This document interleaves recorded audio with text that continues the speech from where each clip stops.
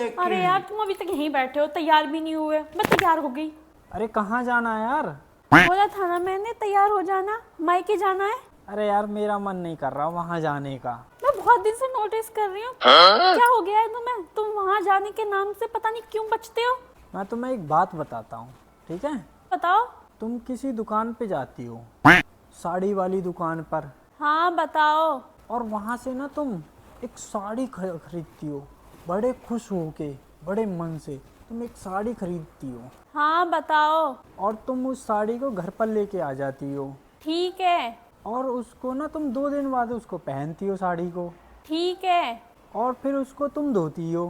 ठीक है। 2 दिन बाद जब तुम धोती हो ना, तो वो अपना रंग छोड़ देती है और वो साड़ी खराब हो जाती है। ठीक है। तो फिर तुम एक बात बताओ मुझे, तुम उस दुकान पर दोबारा साड़ी खरीदने जाओगी? हैं?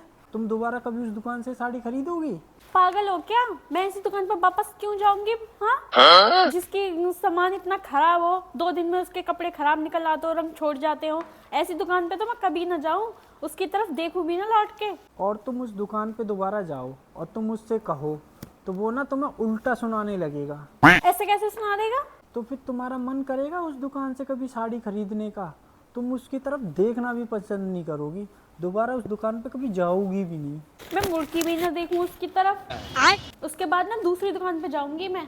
इसलिए ना मुझे तुम्हारे गांव जाना मुझे पसंद नहीं है। ठीक है। देखो वहां से तुम्हें मैं लेके आया और तुम 2 दिन बाद अपने रंग दिखाने लग गई, और उनसे जाके कहता हूँ ना तो वो मुझे उल्टा सुनाती है, इसलिए मेरा जाने का मन नहीं करता। हाँ, इसका क्या मतलब है?